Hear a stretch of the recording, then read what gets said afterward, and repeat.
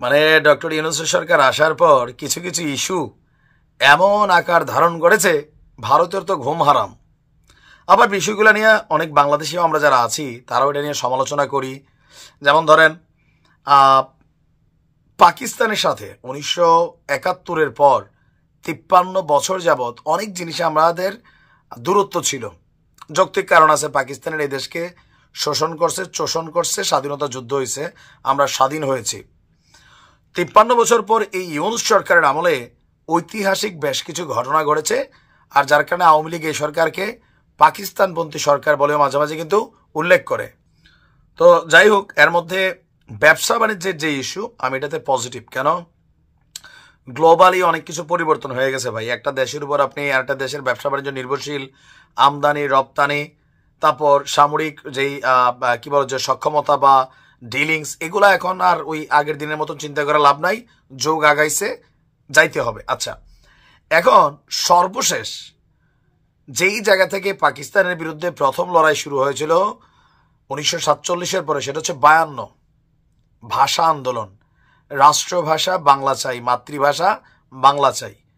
তো অবশেষে 1971, তারপরে লম্বা সময় এই দেশ থেকে উর্দুভাষী লোকেরা উঠা গেছিল। কিন্তু হঠাৎ করে এই সরকারকে অনেক দিকে পজিটিভ দেখা পাকিস্তান খুঁজা খুঁজে একটা প্রস্তাব নিয়ে আসছে। প্রস্তাবটা কি? বাংলাদেশে যে পাকিস্তানের হাই কমিশনার আছেন, ওনার নাম হচ্ছে, আমি যদি একটু দেখি, সৈয়দ আহমেদ মারুফ। তিনি গতকালকে চট্টগ্রাম বিশ্ববিদ্যালয়ে ভিজিট করতে গিয়েছিলাম।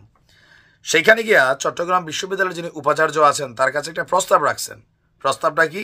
যে আপনারা চট্টগ্রাম বিশ্ববিদ্যালয়ে উর্দু ভাষার যে একটা বিভাগ আছে, ওই বিভাগটা চালু করেন। এখন প্রশ্ন হচ্ছে, তা আমরা যে তোমাদের এই শত্রুর ভাষা চালু করব, এটা কি সম্ভব?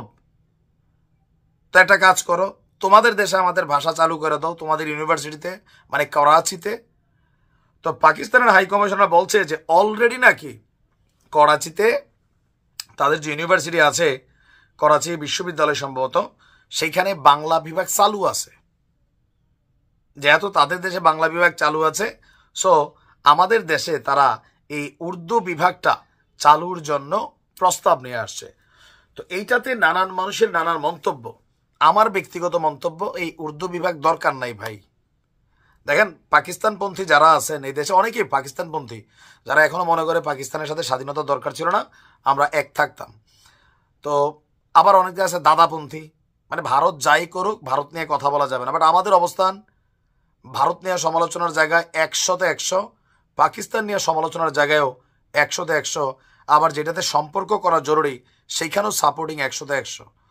আমি ব্যক্তিগতভাবে বাংলাদেশে এই পাকিস্তানের উর্দু ভাষার বিভাগটা চালুর পক্ষে না। এটা ভাষার শহীদদেরকে অপমান করা হবে। আমি মনে করি এটা কোনোভাবেই অ্যালাউ করার সুযোগ নাই। তো বলতে পারেন যে ভাই, পাকিস্তানে যে বাংলা ভাষা আছে থাকুক, আমরা তো গিয়ে পাকিস্তানের লুট করি নাই। আজকে বাংলাদেশের একটা জায়গা তৈরি হয়েছে, বাংলা ভাষা ইন্টারন্যাশনালি স্বীকৃতি পাইছে, তো সেই জায়গায় এটা থাকতেই পারে।